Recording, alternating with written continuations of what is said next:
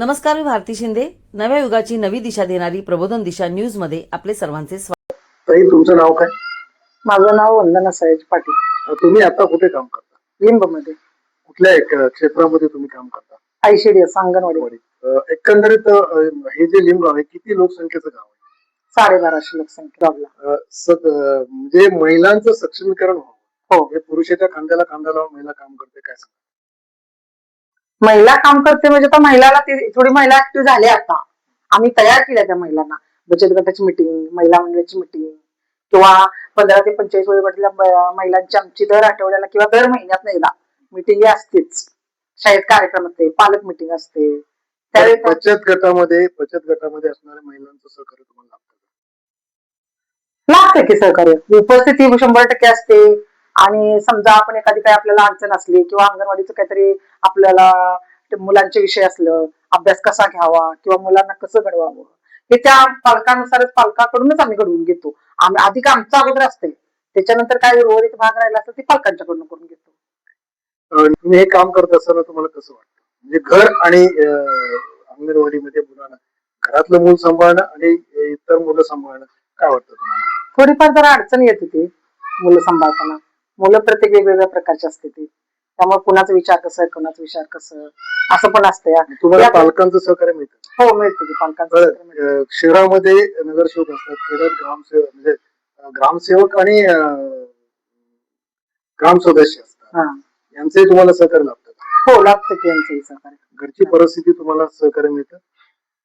घरची परिस्थिती मिळतं पण थोडंफार, पण त्यातनं पण आम्ही प्रयत्न करून घेतले आता मिळवून परिस्थिती.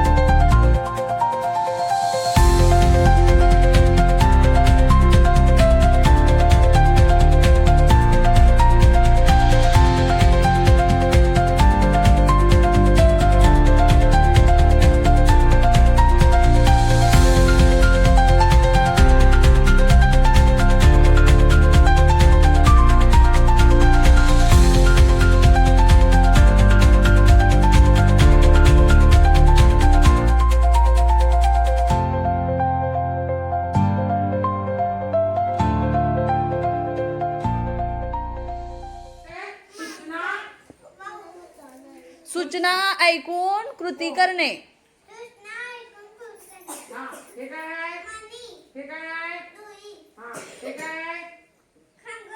खंजीर. दगड. पटपट मोजायचं. किती दगड मोजलं? पटपट मोजायचं.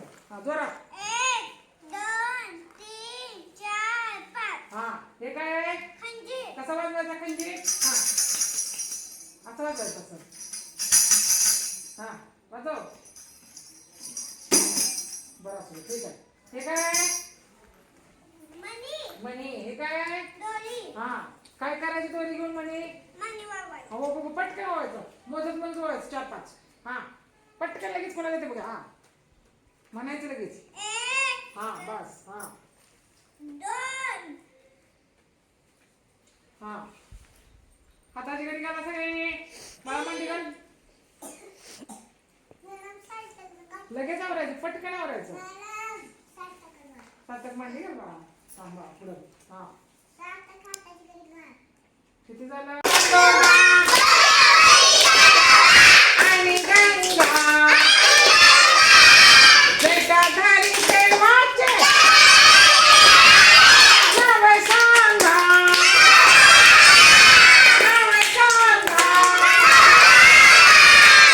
आता प्रथम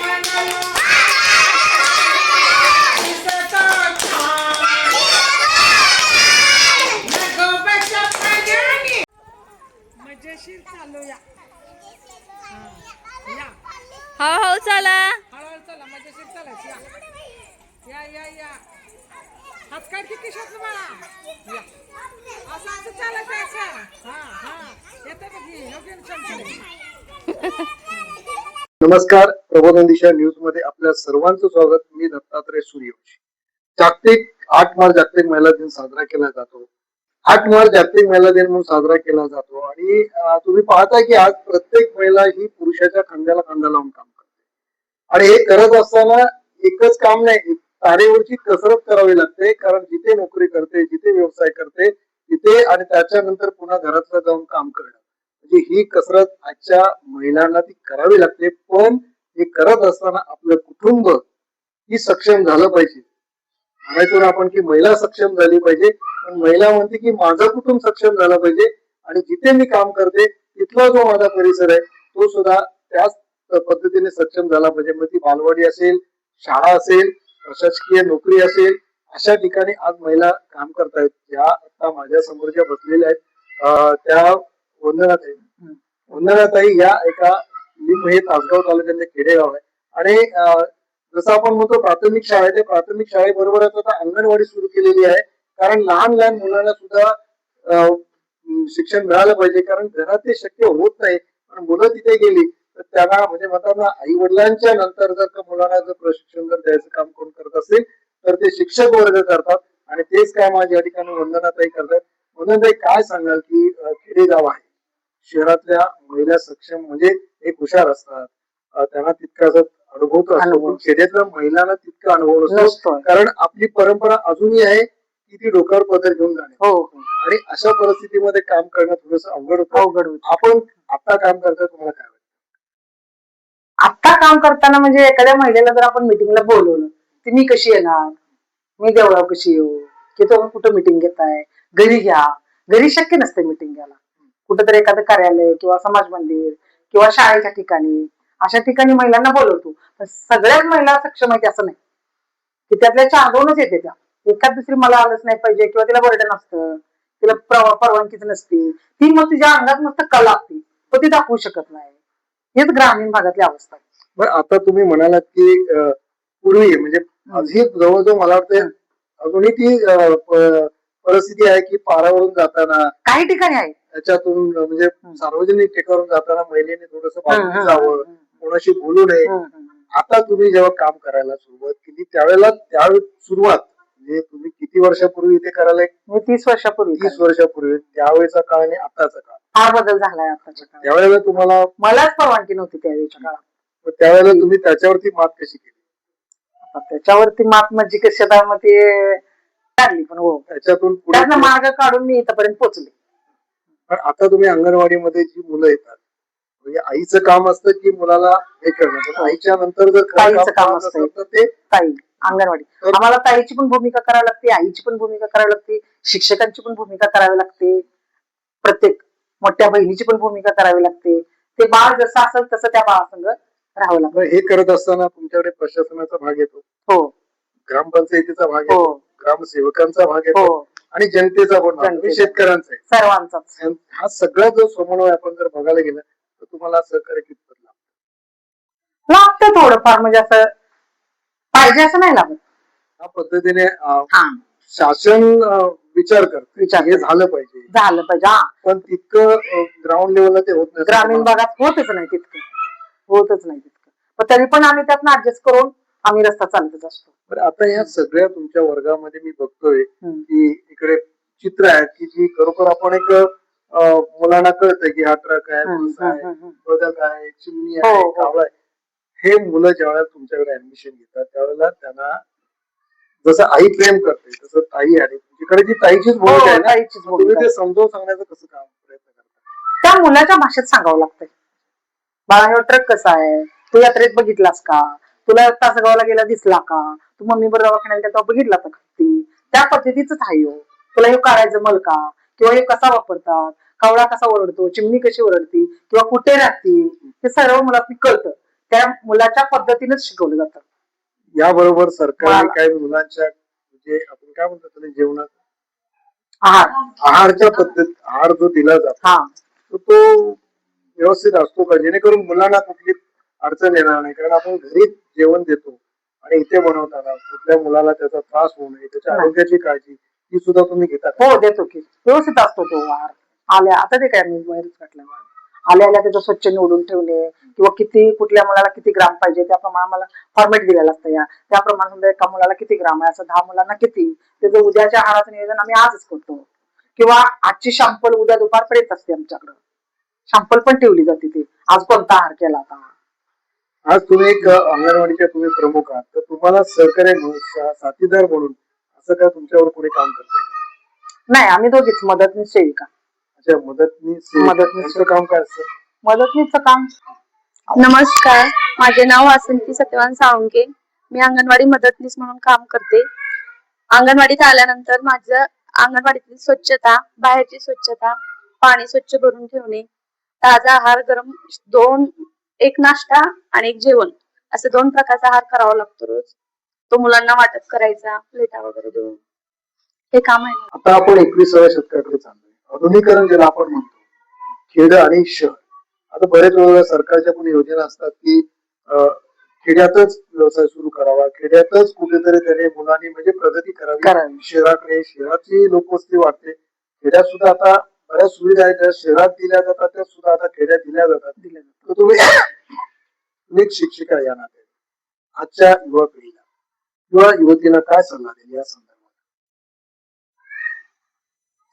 आपल्याला जसं जे आर येईल तसं जसं आपल्याला वर्ण सूचना येतेल्या त्याप्रमाणे आपण त्या पालकांची मिटिंग घेतली जाते मुलांच्या पालकांची मिटिंग घेऊन त्यांना ती माहिती देण्यात येते किंवा कुणाला काय करायचं असला बिझनेस किंवा बचत गटामार्फत काय करायचं असलं तर त्या महिलेचा विचार करण्यात येतो आपल्याला आणि जर समजा 10 लोकांनी सांगितलं की 4 गट गोळा केले त्यातले 4 लोकांनी सांगितलं तर ते आपण तुम्हाला सांगू शकतो की बाबा आमच्या महिला हे उद्योग करणार आहेत त्याच्यासाठी आम्हाला काहीतरी ग्रँट मिळावी किंवा मार्गदर्शन मिळावं आता हे जे बचत गटाच्या माध्यमातून तुम्ही जे एक बाजू म्हणजे तुम्ही अंगणवाडी शिक्षिका म्हणून तुम्ही विद्यार्थ्यांना घडवताय हो म्हणजे बालकांना घडवताय त्याचबरोबर तुम्ही बचत गटाचा पण तुम्ही एक महिला म्हणजे त्या मुलांची माता माता त्याला सुद्धा तुम्ही द्या म्हणजे तुम्हाला ह्या 2 भूमिका इकडे साकार करावी लागतात बचत गटाच्या माध्यमातून सरकारच्या अनेक योजना आहेत हो ग्रामीण भागात त्या योजना त्या महिलांसाठी आणि मार्केटिंग सिस्टीम ज्याला आपण म्हणतो की बोललं पाहिजे तुम्ही बोला म्हणतात ना की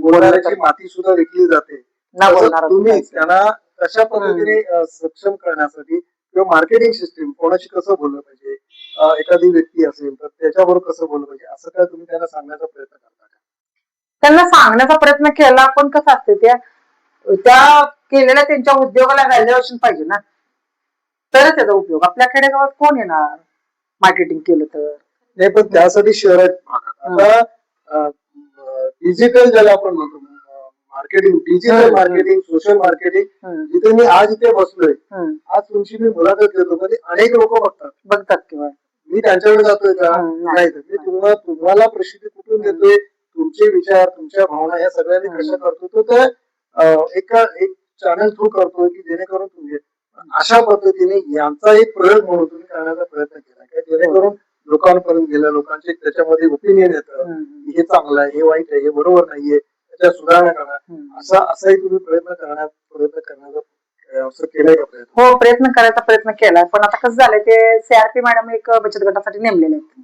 आता त्या बचत गटाचं टार्गेट जे सगळं आहे त्या मॅडमच्याकडे दिलं त्यांची मिटिंग होती त्यात त्यांची चर्चा होती त्या मिटिंग मध्ये त्यामुळे जरा आम्ही थोडस आता आमच्या विषयाकडेच आहे त्या मॅडम नव्हत्या तोपर्यंत त्या विषयात मी होती आता जरा थोडस एक दुसरा की आपण बघतो की दर दिवशी दर आठवड्याला आपण अत्याचाराचा प्रकार म्हणजे बघतो सोशल मीडियाला बघतो की लहान मुलीवर अत्याचार झाला एखादी युवती रिक्षातून जात असेल तर तिच्यावर अत्याचार होतो एखाद्या महिलेवर होतो किंवा तिला कुठेतरी टॉर्चर करण्याचा प्रयत्न आजही होत आहे तुम्ही यावेळी एवढे वर्ष काम करताय तर तुम्हाला काय वाटतं की महिलेने स्वतःचं संरक्षण कसं केलं पाहिजे आणि जर एखादी व्यक्ती असं काय बोलली तर त्याला उत्तर त्यांनी कसं दिलं पाहिजे महिलांना आम्ही आता समजा आता मुली येते किशोरी मुली 11 ते 18 वयोगटातील त्या मुलींची एकदा मिटिंग घेऊन किंवा त्यांच्या पालकांची म्हणजे त्यांच्या मातांची त्या माता लोकांनी आम्ही फक्त सक्षम करतो की बाबा आपल्या मुलीला कसं घडवायचं किंवा कसं तुम्ही काय सांगायचं आज चाललंय काय आहे आपल्याला काय काय मिळतंय याच्यासाठी त्या महिलांनाच आम्ही सक्षम करून मिटिंग घेऊन सांगू शकतो असं तुम्ही प्रयोग केलाय का प्रयत्न केलाय का हो महिलांची मिटिंग घेऊन हा विषय घेतलेला आम्ही तिथं तिकडे तुम्हाला साथ मिळते साथ मिळते म्हणजे आता मुली काय काय सक्षम आहेत की आता आहेतच की बाहेर जाणाऱ्या तासगाव विटा वगैरे कॉलेजला जाते त्या मुली आहेत सगळं. थोडस मला एक वेगळा असा प्रश्न आहे. पुरुषांचं एकच काम असतं की घरी गेलं चहा मिळायला पाहिजे, हम्म. सकाळी मला चहा मिळायला पाहिजे, हो. हे काम पुरुषाचं समजा. आपण आता सुरुवात केली की पुरुषाच्या खांद्याला खांदा लावून महिला काम करते. पण बाहेर गेल्यावर नोकरी करणं, बाहेर गेल्यावर व्यवसाय करणं आणि घरी गेल्यानंतर सुद्धा घर काम करणं. म्हणजे तिची विश्रांती काय? आज महिलेच्या कामाची किंमत अशी अजूनही केली जात नाही. नाही. एक नोकरी करते, व्यवसाय करते, तिथे बरं निघाली पगार देते, व्यवसायातून प्रगती करते, पण घरातली गृहिणी जेव्हा काम करते तिच्या तासाचं कुणीच व्हॅल्युएशन करत असतं. त्या आईची घरातल्या व्यक्तीनेच काळजी, आई कशी मुलाची काळजी घेते, नवऱ्याची काळजी घेते, सासू सासऱ्यांची घेते आणि इतर पाहुणे रावळे कोण आले तरी घेते. पण तिचा विचार पण त्या घरातल्या लोकांनी केला पाहिजे. बाबा ती जेवली का, तिने काय केलं, ती सकाळपासून कामच करत असते. 8 ते 5 सकाळी ड्युटी करते, 5 ते नंतर संध्याकाळी 10 पर्यंत घरकाम करते. मग तिची पण काळजी त्या घरातल्या लोकांनीच घेतली पाहिजे. पूर्वी संयुक्त कुटुंब असायचं, हा. आजी आजोबा, हो. चुलते, काका. सर्वांची होय आता तो जो पार्ट आहे तो कुठेतरी कमी कमी कमी कमी कमी झालाय आता. पण त्याचा परिणाम मुलांवरती होतोय असं दिसून येतं. काय सांगा? दिसून येतं म्हणजे ते आता कशी ते राहणीमानीच बदलली ना त्यांची सगळी पूर्ण पार्टवेळा झाल्यामुळं.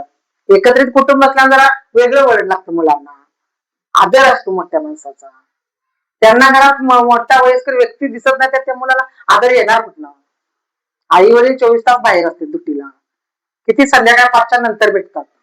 त्या मुलाला काय आलं की प्रगती अभ्यासातच असतं. काय करणार आहे त्या बाळाला तेव्हा? त्यामुळे त्या बाळाला आपलं जनरल काय माहितच नसतं या, असं समजतच नाही ना. आणि त्या आईला पण वेळ नसतो थोडं सांगायला. तुम्ही पाहिलं असेल की शहरातल्या अनेकांच्या आम्ही मुलाखती घेतो, त्यांची बोलण्याची पद्धत आणि खेड्यातल्या ठिकाणी जे सगळे आपण म्हणतो ना की मुलांना घडवणं, ते घडवताना संस्कार आणि संस्कृती आणि संसार कसा असतो हे या ठिकाणी ते करतायत. त्यांचं मत असं आहे की प्रत्येक महिलेने पुढे आले पाहिजे आणि पुढे येत असताना त्या कुटुंबाने सुद्धा तितकंच म्हणजे तितक्याच पद्धतीने त्या आपले पत्नी असेल, आई असेल, सून असेल त्यांना साथ दिली तरच आपण पुढे आपली प्रगती करू शकतो. म्हणतात ना की जर घरच सुधारत नसेल तर तुम्ही गाव काय सुधारवणार?